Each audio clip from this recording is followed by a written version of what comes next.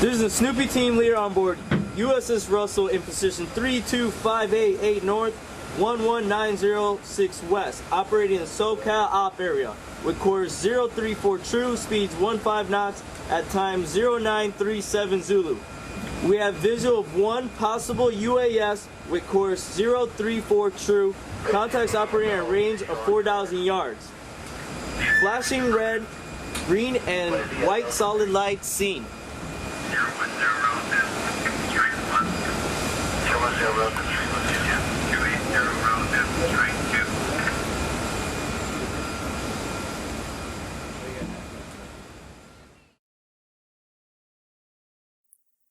In the summer of 2019, the US Navy would experience an odd set of events.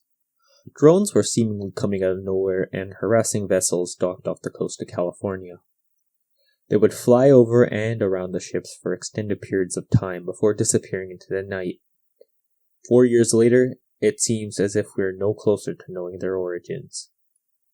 On July 14, 2019 at 10 p.m., 100 miles from Los Angeles in a US Navy training range, the USS Kidd reported the first UAVs. A few moments after the initial sightings, the ship entered River City 1. This is an operational restriction that is used in order to reduce the ship's electronic signature in order to improve security and survivability. About 10 minutes after the sighting, the USS Kidd informs the USS Rafael Peralta of the UAVs. Sightings of the UAVs were also coming from the USS John Finn. In response, the ship deactivated its AIS, or Automatic Identification System, likely for the same reason the USS Kidd entered River City 1. Shortly after, red flashing lights were spotted. The USS Rafael Peralta ship logs indicate a white light hovering over its flight deck. The UAV, which at this point is referred to as a drone, was observed being a very capable aircraft, as it was able to continuously hover over the ship's landing pad, even though the ship maintained a constant speed of 16 knots, or 30 kilometers an hour.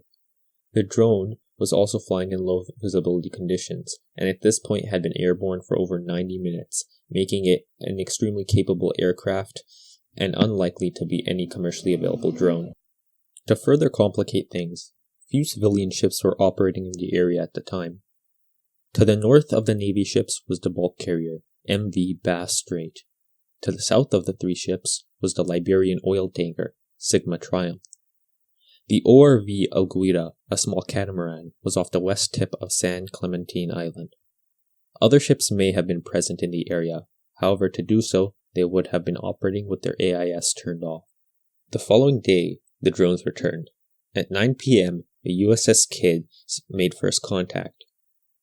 The drones seemed to be pursuing the ships as they were conducting maneuvers. At 9:20 p.m., the USS Kidd notes that there are multiple drones around the ship. At 9:37 p.m., the command is given to man Mark 87 stations. The meaning of this command, however, is unknown as it could refer to several different systems. The USS Russell logs note that the drone seems to be moving erratically, dropping and ascending, accelerating and decelerating. A passing cruise ship, the Carnival Imagination, radios the USS Rafael Peralta and informs them that the drones they see do not belong to the ship.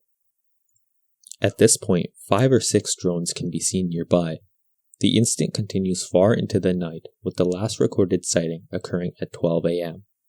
A notable difference between this incident and the one the previous night is that this occurred much closer to shore.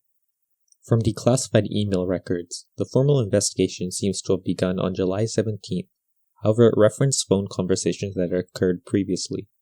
By July 18th, a Navy liaison to the Coast Guard requested updates for information regarding the vessels that were involved in the incidents. About an hour later, what is likely a counterintelligence officer thanked someone in the Coast Guard, indicating an exchange of information of some sort. They also indicated that the information would go to the Commander of the Pacific Fleet, the Chief of Naval Operations, and a member of the Joint Chiefs of Staff. A large portion of the early investigation focused on the ORV Alguida, the catamaran that was near the west tip of San Clementine Island during the initial incident. At this point, the FBI also becomes involved for some reason. The Coast Guard contacted the massier, which is likely a misspelling of the master of the catamaran, who informed them that they did have drones on board. However, they were having difficulty operating them. After contacting the catamaran again, they provided additional information regarding the drones. The boat was operating small and white Phantom 4 drones. However, operations did not occur during the time periods of either of the incidents. Additionally, the drones were unable to operate more than a few feet from the boat and had battery lives that were too short when compared to how long the two encounters lasted. The catamaran was also extremely far west of where the events occurred.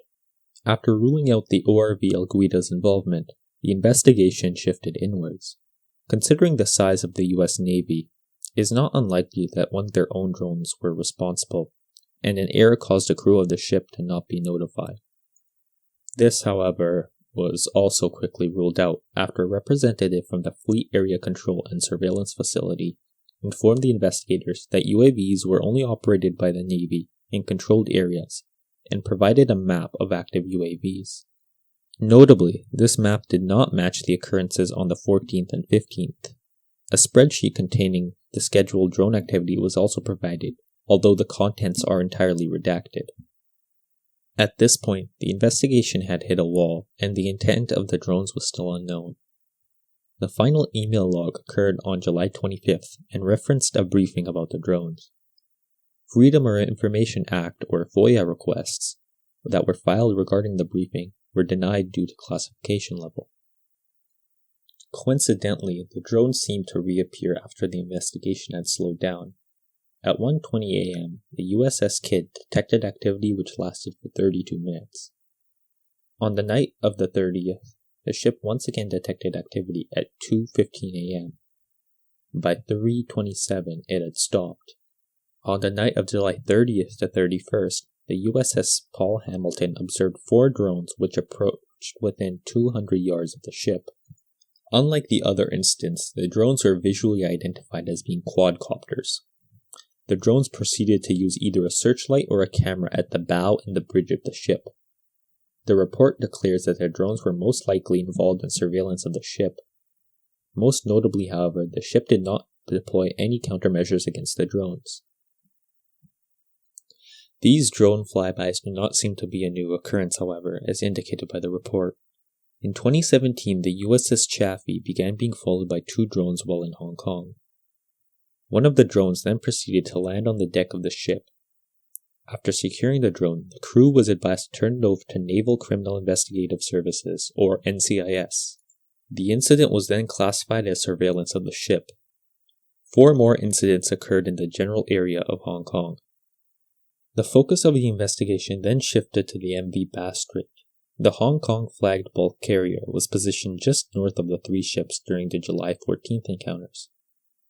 New documents showed the course of the ship in relation to the USS Paul Hamilton. The unclassified document shows just how close the ships were at the time of the July 15th incident. The ships crossed paths twice during the encounter. Briefing slides indicated that the bulk carrier was likely conducting surveillance on the ships with the drones.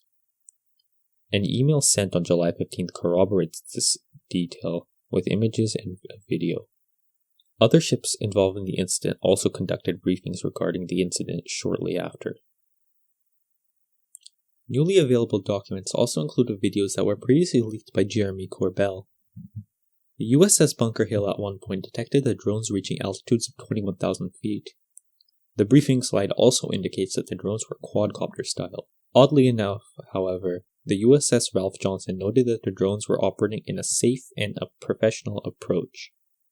The USS Russell is the only ship which reported using anti-drone countermeasures.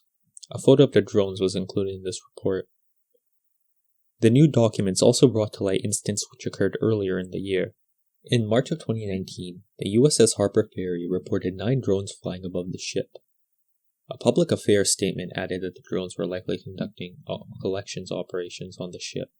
In April of 2019, the USS Zumwalt also encountered 6 drones, which reportedly crossed the flight deck in a consistent pattern and did not alter course, speed, or altitude. Images of the drones above the Zumwalt were also included in the document. Additional ships such as the USS Omaha were also harassed.